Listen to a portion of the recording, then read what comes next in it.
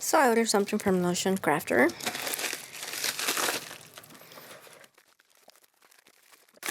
I'm surprised how quickly it got to me.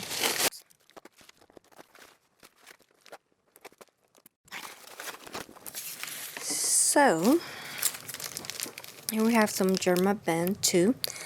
This is to make lotions or shampoos to prevent them from going bad. It's a preservative. Zangtam Gum Clear. This is also for lotions. I don't remember if it's for shampoos too, but it's to help the oils be emulsified with the water. And this is the tetrasodium EDTA, which is a chelator, and it's helpful if you have hard water. It makes the soap behave better and leave less soap scum in hard water areas, and you use it at a very small amount.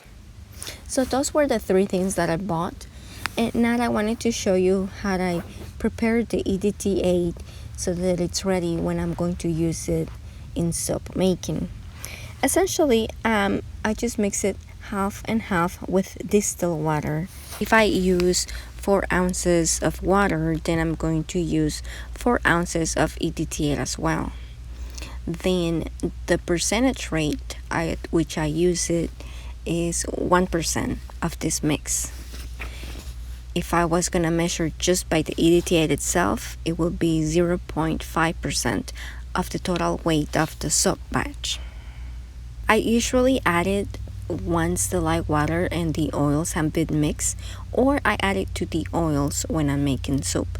It is not advisable to add it to the light water solution because it tends to precipitate. In other words, it tends to solidify. Initially, it will look cloudy when mixing, but after you let it sit for a while, it will look just like water, very clear. Anyway, that's it. I'll see you next time. Bye.